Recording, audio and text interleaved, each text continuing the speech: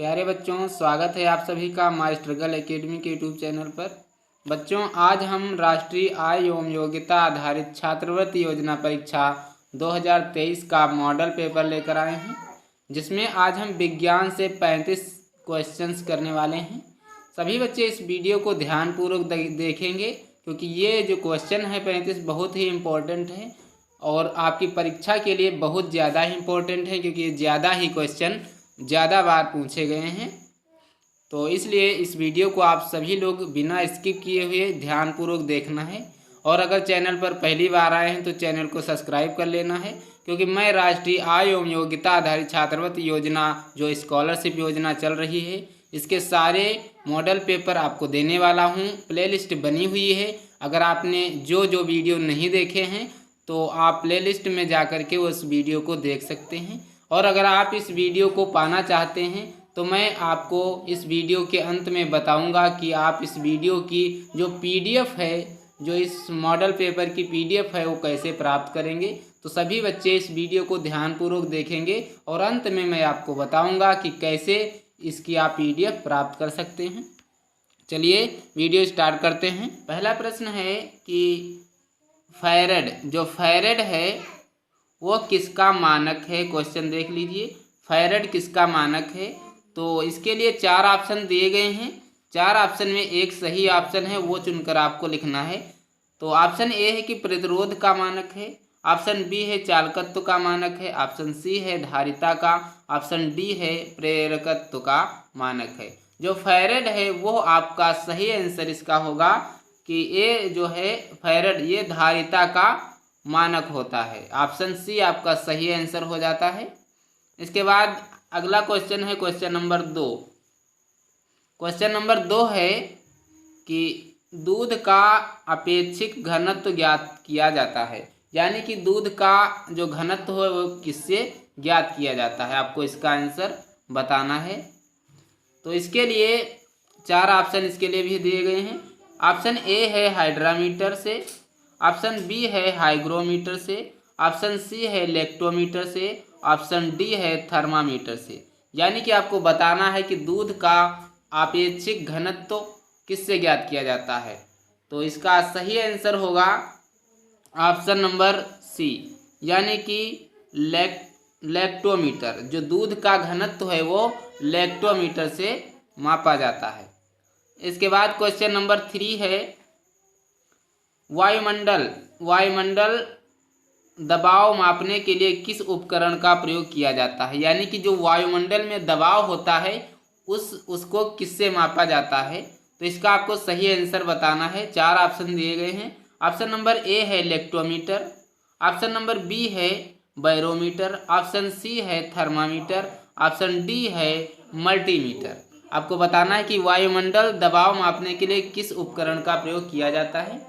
तो इसके लिए जो सही आंसर हो जाएगा वो हो जाता है आपका ऑप्शन नंबर बी, यानी कि जब भी हम वायुमंडल के दबाव को मापते हैं तो वह बैरोमीटर से मापते हैं। आपका ऑप्शन नंबर बी राइट होता है। ऑप्शन नंबर बी आपका सही होता है। इसके बाद क्वेश्चन नंबर 4 है कि अल्फ्रेड नोबेल ने किस चीज़ का आविष्कार किया था। इसका आंसर आपको बताना है। अल्फ्रेड नोबेल ने किस चीज़ का आविष्कार किया था।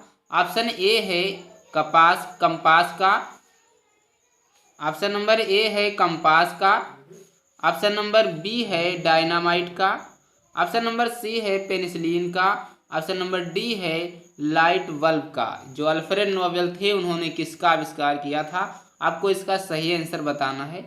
तो अल्फ्रेड नोबेल जी ने जो आविष्कार किया था वो डायनामाइट का आविष्कार किया था। जो इसका सही आंसर हो जाता है वो ऑप्शन नंबर बी इसका सही आंसर है। डायनामाइट का उन्होंने आविष्कार किया था। चलिए बढ़ते हैं क्वेश्चन नंबर 5 की तरफ। क्वेश्चन नंबर 5 है कि न्यूटन का प्रथम गति नियम संकल्पना देता है। जो न्यूटन का प्रथम गति नियम है वो किसकी संकल्पना देता है, इसका आंसर आपको बताना है। ऑप्शन ए है ऊर्जा की, ऑप्शन बी है कार्य की, ऑप्शन सी है संवेग की, ऑप्शन डी है जड़त्व की। यानी कि न्यूटन का प्रथम नियम किसका संकल्पना देता है। तो इसका जो सही आंसर है वो हो जाता है आपका डी, जड़त्व का। जो न्यूटन का नियम है वो जड़त्व की संकल्पना देता है। डी आपका सही आंसर हो जाता है, जड़त्व। चलिए बढ़ते हैं क्वेश्चन नंबर 6 की तरफ। क्वेश्चन नंबर 6 है कि ब्रेक लगाने पर एक कार मुख्य रूप से बल के कारण रुक जाता है। तो ये खाली जगह इसमें आपको भरना है, किसके कारण रुक जाता है। ऑप्शन ए है गुरुत्वाकर्षण के द्वारा, ऑप्शन बी है केंद्राभिंगुली के द्वारा, या ऑप्शन नंबर सी है संवेग का, ऑप्शन डी है केंद्रापशाखा के द्वारा ये रुक जाता है। तो जो आपका क्वेश्चन नंबर 6 है इसका जो सही आंसर हो जाता है संवेग के द्वारा। ये जो संवेग होते हैं उनके कारण से क्या होता है कि कार ब्रेक लगाने पर रुक जाती है, कार क्या सारी गाड़ियां। इसके बाद क्वेश्चन नंबर 7 है घड़ी की रिंग में भंडारित ऊर्जा है। घड़ी की रिंग में कौन सी भंडारित ऊर्जा है आपको बताना है। ऑप्शन ए है गतिज ऊर्जा, ऑप्शन बी है क्षितिज ऊर्जा, ऑप्शन सी है ऊष्मा ऊर्जा, ऑप्शन डी है रासायनिक ऊर्जा। यानी कि घड़ी की रिंग में भंडारित ऊर्जा कौन सी है, कौन सी ऊर्जा घड़ी की रिंग में भंडारित की जाती है। तो इसका जो सही आंसर हो जाएगा क्वेश्चन नंबर 7 का सही आंसर है कि यह स्थितिज ऊर्जा होती है। ऑप्शन बी आपका सही होता है, क्षितिज ऊर्जा। चलिए बढ़ते हैं क्वेश्चन नंबर 8 की तरफ। क्वेश्चन नंबर 8 है कि निम्नलिखित में कौन सा उपकरण रासायनिक ऊर्जा को विद्युत ऊर्जा में परिवर्तित करता है। आपको बताना है इसका सही आंसर। ऑप्शन नंबर ए है इसके लिए ट्रांसफार्मर, ऑप्शन नंबर बी है बैटरी, ऑप्शन नंबर सी है इलेक्ट्रिक जनरेटर, ऑप्शन डी है पहिया। यानी कि कौन सा उपकरण है जो रासायनिक ऊर्जा को विद्युत ऊर्जा में परिवर्तित कर देता है। सभी के घरों में ये पाया जाता है ज़्यादातर। चलिए हम बताते हैं, जो बैटरी है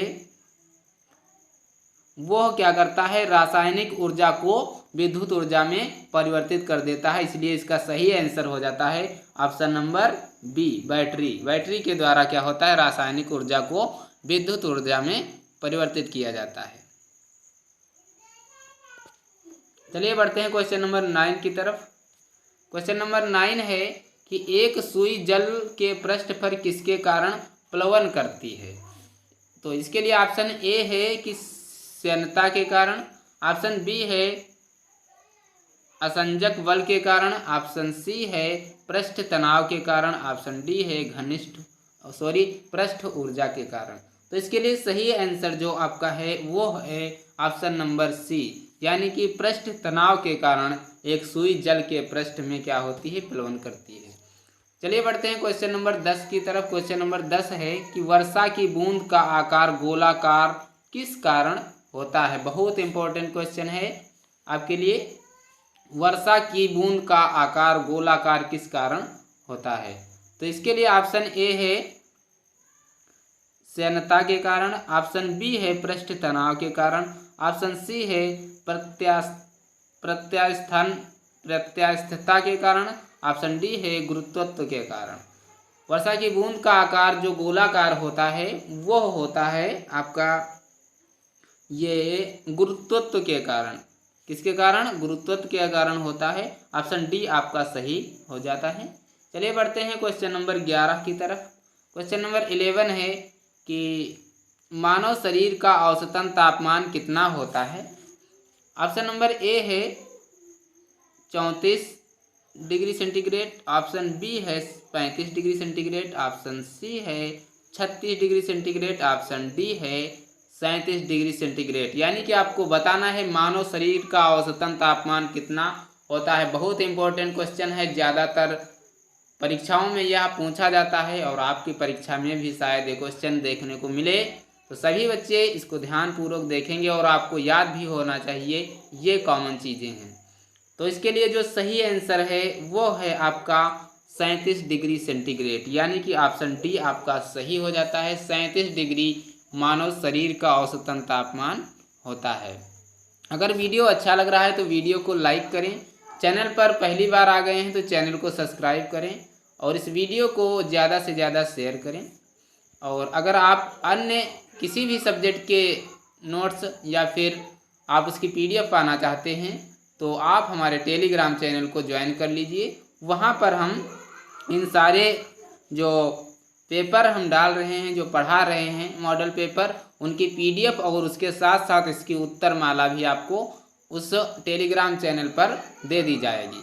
चलिए बढ़ते हैं क्वेश्चन नंबर 12 की तरफ। क्वेश्चन नंबर 12 है कि ऊर्जा सूर्य से पृथ्वी की ओर किस प्रकार यात्रा करती है। बहुत इंपॉर्टेंट क्वेश्चन है। ऊर्जा जो है सूर्य से पृथ्वी की ओर किस प्रकार यात्रा करती है। ऑप्शन ए है चालक, ऑप्शन बी है संवहन, ऑप्शन सी है विकिरण, ऑप्शन डी है नियमन। तो इसके लिए सही जो आंसर आपका हो जाता है वह है ऑप्शन नंबर सी, यानी कि विकिरण के द्वारा जो होता है वह ऊर्जा सूर्य से पृथ्वी की ओर यात्रा करती है, विकिरण के द्वारा। ऑप्शन सी आपका सही होता है। चलिए बढ़ते हैं क्वेश्चन नंबर 13 की तरफ। क्वेश्चन नंबर 13 है कि डेसिबल क्या है, आपको बताना है। बहुत इंपॉर्टेंट क्वेश्चन है डेसिबल। डेसिबल क्या है? एक संगीत वाद्य है, ऑप्शन बी भोर की तरंग दैर्घ्य है, ऑप्शन डी ध्वनि स्तर की माप है, ऑप्शन सी संगीतकार है। डेसिबल क्या है आपको बताना है। तो जो डेसिबल है वो आपका है ध्वनि स्तर की माप करता है, ये ध्वनि की माप करने वाला है। चलिए बढ़ते हैं क्वेश्चन नंबर 14 की तरफ। क्वेश्चन नंबर 14 है कि वाहन चालन हेतु तो पार्श्व दृश्य दर्पण होता है। इसका सही आंसर आपको बताना है। ऑप्शन ए है इसके लिए साधारण, ऑप्शन बी है अवतल, ऑप्शन सी है उत्तल, ऑप्शन डी है प्रतिलोमित। यानी कि वाहन चालन हेतु तो पार्श्व दृश्य दर्पण होता है। तो इसके लिए जो सही आंसर आपका हो जाता है वह है ऑप्शन सी, यानी कि उत्तल। उत्तल के द्वारा क्या होता है, वाहन चालन हेतु तो पार्श्व दृश्य का दर्पण बनता है। चलिए बढ़ते हैं क्वेश्चन नंबर 15 की तरफ। क्वेश्चन नंबर 15 है कि निकट दृष्टि दोष से पीड़ित व्यक्ति की दृष्टि सही करने के लिए किस प्रकार के लेंस का प्रयोग किया जाता है। बहुत इंपॉर्टेंट क्वेश्चन है, सभी को अच्छे से याद भी होना चाहिए। तो इसके लिए ऑप्शन ए दिया गया है उत्तल लेंस, ऑप्शन बी है अवतल लेंस, ऑप्शन सी है अल्पतम विविध लेंस, ऑप्शन डी है सिलिकिल लेंस। तो जो निकट दृष्टि दोष से पीड़ित व्यक्ति है उसके लिए जो लेंस का प्रयोग किया जाता है वह होता है अवतल लेंस। इस कारण से आपका जो सही आंसर हो जाएगा option number B is the right answer. चलिए बढ़ते हैं क्वेश्चन नंबर 16 की तरफ। क्वेश्चन नंबर 16 है कि दाढ़ी बनाने के लिए काम में लेते हैं। आपको बताना है दाढ़ी बनाने के लिए किस दर्पण का हम प्रयोग करते हैं। ऑप्शन ए है अवतल दर्पण, ऑप्शन बी है समतल दर्पण, ऑप्शन सी है उत्तल दर्पण, ऑप्शन डी है इनमें से कोई नहीं। आपको बताना है कि जब भी हम अपना फेस, अपना चेहरा देखते हैं तो कौन से दर्पण का प्रयोग करते हैं। बहुत इंपॉर्टेंट क्वेश्चन है, सभी को याद भी होना चाहिए। तो इसके लिए जो इसका सही आंसर है वो है अवतल दर्पण। जब भी हम अपना फेस देखते हैं, अपना चेहरा देखते हैं, दाढ़ी बनाते हैं तो उसमें हम अवतल दर्पण का प्रयोग करते हैं। चलिए बढ़ते हैं क्वेश्चन नंबर 17 की तरफ। क्वेश्चन नंबर 17 है कि दूरदृष्टि निवारण के लिए काम में लेते हैं, यानी कि दूरदृष्टि निवारण के लिए काम में लेते हैं, किसको लेते हैं।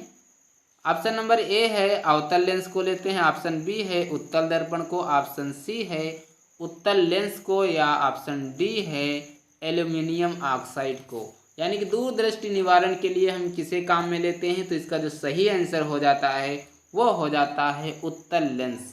उत्तल लेंस को हम काम में लेते हैं। Option number C is the right answer. चलिए बढ़ते हैं अगले प्रश्न की तरफ। अगला प्रश्न है कि बिजली के बल्ब में फिलामेंट किस तत्व से बना होता है। बहुत इंपॉर्टेंट क्वेश्चन है। ऑप्शन ए है इसके लिए कॉपर, ऑप्शन बी है आयरन, ऑप्शन सी है लेड, ऑप्शन डी है टंगस्टन। जो बिजली का बल्ब होता है उसमें जो फिलामेंट लगा होता है वो किस तत्व से बना होता है। तो इसके लिए जो सही आंसर है वो है आपका ऑप्शन नंबर डी सभी को पता होगा कि ये इसमें क्या टंगस्टन का प्रयोग किया जाता है। ऑप्शन डी आपका सही हो जाता है। चलिए बढ़ते हैं क्वेश्चन नंबर 19 की तरफ। क्वेश्चन नंबर 19 है कि न्यूट्रॉन की खोज किसने की थी। आपको बताना है न्यूट्रॉन की खोज किसने की थी। ऑप्शन ए है रदरफोर्ड ने, ऑप्शन बी है थॉमसन ने, ऑप्शन सी है चैडविक ने, ऑप्शन डी है न्यूटन ने। जो न्यूट्रॉन की खोज की थी वह की थी आपके चैडविक जी ने। तो इस कारण से आपका जो सही आंसर हो जाता है वो option number C is the right answer, Chadwick. चलिए बढ़ते हैं क्वेश्चन नंबर 20 की तरफ। क्वेश्चन नंबर 20 है कि सूर्य के सबसे निकट ग्रह है। आपको बताना है कौन सा सूर्य के सबसे निकट ग्रह है। ऑप्शन ए है इसके लिए बुध, ऑप्शन बी है शुक्र, ऑप्शन सी है पृथ्वी, ऑप्शन डी है मंगल। सूर्य के सबसे निकट जो ग्रह पाया जाता है वह पाया जाता है आपका बुध ग्रह। इस कारण से आपको जो सही आंसर हो जाएगा वह होता है option A is the right answer. चलिए बढ़ते हैं क्वेश्चन नंबर 21 की तरफ। अगर वीडियो अच्छा लग रहा है तो वीडियो को लाइक जरूर करें। 21 है वैद्युत संयोजक बंध उपस्थित होता है। ऑप्शन ए है साधारण लवण में, ऑप्शन बी है जल में, ऑप्शन सी है चीनी में, ऑप्शन डी है इनमें सभी। तो वैद्युत संयोजक बंध उपस्थित होता है, इसके लिए जो सही आंसर होता है वो होता है इनमें से सभी। जो वैद्युत संयोजक होता है वो साधारण जल में भी साधारण लवण में भी होता है, जल में भी होता है, चीनी में भी होता है। सारे आंसर सही हैं। चलिए बढ़ते हैं क्वेश्चन नंबर 22 की तरफ। आपको वीडियो के अंत में बताना है, कमेंट करना है कि आपके 35 में से कितने क्वेश्चंस सही होते हैं। इससे क्या होगा, आपको पता चल जाएगा कि हम अपनी परीक्षा में कितना स्कोर कर सकते हैं। चलिए बढ़ते हैं क्वेश्चन नंबर 22 की तरफ। क्वेश्चन नंबर 22 है कि रेडियो सक्रियता का आविष्कार किसने किया था। रेडियो सक्रियता का आविष्कार किसने किया था। ऑप्शन ए है मैक्स प्लांक ने, ऑप्शन बी है जेम्स क्लार्क ने, ऑप्शन सी है हेनरी वाकुरल ने, ऑप्शन डी है हेनरिच हार्टेज ने। इसका सही आंसर आपको बताना है कि जो रेडियो सक्रियता है उसका आविष्कार किसने किया था। तो इसके लिए जो सही आंसर है वो हो जाता है ऑप्शन नंबर सी, यानी कि हेनरी वाकुरल, जिन्हें क्या किया था, रेडियो सक्रियता का आविष्कार किया था। चलिए बढ़ते हैं क्वेश्चन नंबर 23 की तरफ। क्वेश्चन नंबर 23 है कि रेडियो को आमतौर पर निम्नलिखित में से किस पदार्थ में रखा जाता है। सोडियम को आमतौर पर निम्नलिखित में से किस पदार्थ में रखा जाता है। ऑप्शन ए है एल्कोहल, ऑप्शन बी है जल, ऑप्शन सी है अमोनिया, ऑप्शन डी है कैरोसिन। जो सोडियम होता है वो किस में रखा जाता है, आपको बताना है इसका सही आंसर। तो इसके लिए जो सही आंसर हो जाता है वो क्लोरीन। जो सोडियम होता है उसे हम क्लोरीन में रखते हैं। बढ़ते हैं क्वेश्चन नंबर 24 की तरफ। क्वेश्चन नंबर 24 आपका है कि बिजली के बल्ब में क्या भरा होता है। बहुत इंपॉर्टेंट क्वेश्चन है कि बिजली के बल्ब में क्या भरा हुआ होता है। ऑप्शन ए है नाइट्रोजन, ऑप्शन बी है कार्बन डाइऑक्साइड, ऑप्शन सी है आर्गन, ऑप्शन डी है ऑक्सीजन। आपको बताना है कि बिजली बल्ब में क्या भरा होता है। तो बिजली का जो बल्ब होता है उसमें आर्गन भरा हुआ होता है। इस कारण से आपका जो सही आंसर हो जाएगा option number C for Chennai is the right answer. चलिए बढ़ते हैं क्वेश्चन नंबर 25 की तरफ। क्वेश्चन नंबर 25 है कि निम्न में से कीट भक्षी पौधा कौन सा है। आपको बताना है ऑप्शन ए है नागफनी, ऑप्शन बी है ड्रोसेरा, ऑप्शन सी है डहेलिया, ऑप्शन डी है आर्किड। निम्न में से कौन सा कीट भक्षी पौधा है। जल्दी से कमेंट बॉक्स में कमेंट कीजिए इसका आंसर क्या सही है। कीट भक्षी पौधा कौन सा है। तो जो कीट भक्षी पौधा है वो ड्रेसेरा, ये एक पौधा होता है जो कीट भक्षी होता है, कीटों को खाता है। चलिए बढ़ते हैं क्वेश्चन नंबर 26 की तरफ। क्वेश्चन नंबर 26 है कि हीरा निम्नलिखित का सरल रूप है। हीरा आपको बताना है किसका सरल रूप है। ऑप्शन ए है ऑक्सीजन, ऑप्शन बी है नाइट्रोजन, ऑप्शन सी है मरकरी, ऑप्शन डी है कार्बन। हीरा निम्नलिखित का सरल रूप है, यानी कि किसका सरल रूप है? तो जो हीरा होता है वो आपका कार्बन का सरल रूप होता है। ऑप्शन डी आपका सही हो जाता है। चलिए बढ़ते हैं क्वेश्चन नंबर 27 की तरफ। क्वेश्चन नंबर 27 है कि मेथेन, इसके बाद डॉट डॉट है, के रूप में जाना जाता है, यानी कि मेथेन किसके रूप में जाना जाता है, इसका आंसर आपको बताना है। तो इसके लिए ऑप्शन ए है laughing gas, laughing gas, tear gas, marsh gas, non green house gas. आपको बताना है इनमें से कौन सा सही आंसर है। तो इसमें जो आपका सही आंसर हो जाता है मेथेन के रूप में जाना जाता है। तो मेथेन के रूप में जो जाना जाता है वो मार्स गैस को माना जाता है। मार्स गैस को हम मेथेन के रूप में जानते हैं। ऑप्शन सी आपका सही आंसर हो जाता है, ऑप्शन सी। चलिए बढ़ते हैं क्वेश्चन नंबर 28 की तरफ। काला सोना है, बहुत इंपॉर्टेंट क्वेश्चन है।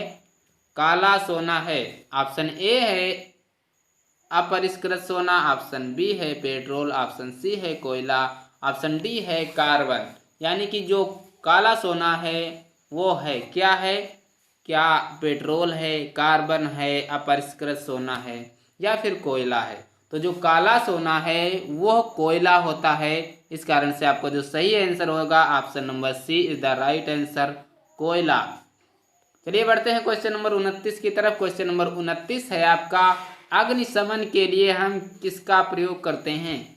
अग्निशमन के लिए हम किसका प्रयोग करते हैं? तो ऑप्शन नंबर ए है हाइड्रोजन का, option number A hydrogen, option B carbon monoxide, option C है कार्बन डाइऑक्साइड, ऑप्शन डी है मार्स गैसें। तो अग्निशमन के लिए हम जिसका प्रयोग करते हैं वह होता है आपका सी, यानी कि कार्बन डाइऑक्साइड। वो अग्निशमन के लिए हम कार्बन डाइऑक्साइड का प्रयोग करते हैं। चलिए बढ़ते हैं क्वेश्चन नंबर 30 की तरफ। क्वेश्चन नंबर 30 है कि निम्नलिखित में से कौन सा वायु प्रदूषक नहीं है? ऑप्शन ए है कार्बन हाइड्रोकार्बन, ऑप्शन बी है सल्फर डाइऑक्साइड, ऑप्शन सी है कार्बन डाइऑक्साइड, ऑप्शन डी है नाइट्रस ऑक्साइड। आपको बताना है इसका सही आंसर क्या है। तो निम्नलिखित में से कौन सा वायु प्रदूषक नहीं है, यानी कि वायु में कौन सा प्रदूषण नहीं करता है। तो इसका जो सही आंसर हो जाता है वो option number D is the right answer, nitrous oxide वायु प्रदूषक नहीं है। चलिए बढ़ते हैं 31 नंबर प्रश्न की तरफ। 31 नंबर प्रश्न है कि ग्रीन हाउस गैस के लिए मुख्यतः जिम्मेदार वायुमंडलीय गैस नहीं है। बहुत इंपॉर्टेंट क्वेश्चन है, इसमें नहीं बताया गया है, ध्यान से आपको देखना है कि ग्रीन हाउस गैस के लिए मुख्यतः जिम्मेदार वायुमंडलीय गैस नहीं है। इसके लिए ऑप्शन नंबर ए है ओजोन, ऑप्शन बी है नाइट्रोजन, ऑप्शन सी है ऑक्सीजन, ऑप्शन डी है कार्बन डाइऑक्साइड। बहुत इंपॉर्टेंट क्वेश्चन है।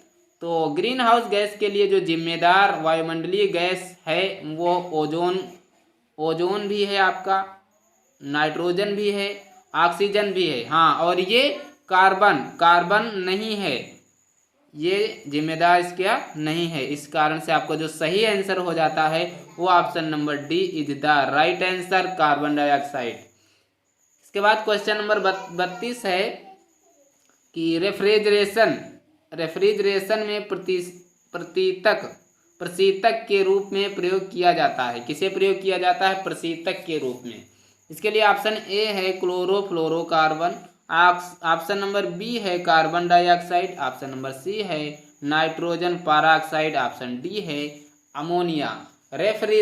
रेफ्रिजरेशन में प्रशीतक के रूप में जिसका प्रयोग करते हैं, रेफ्रिजरेशन में जो हम प्रशीतक का प्रयोग करते हैं वो होता है आपका ऑप्शन नंबर डी, यानी कि अमोनिया।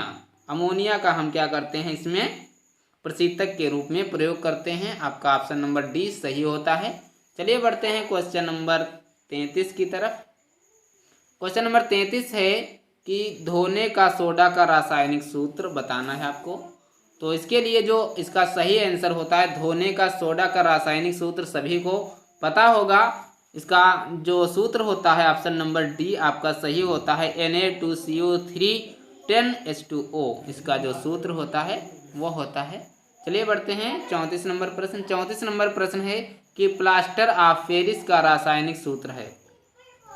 तो प्लास्टर ऑफ पेरिस का रासायनिक सूत्र जो है वो है आपका option number B is the right answer, 2CaSO4H2O। इसके बाद क्वेश्चन नंबर 35 है, और 35 यानी कि आज के विज्ञान का 35 में से अंतिम क्वेश्चन है। नीला थोथा है, बताना है आपको नीला थोथा क्या है।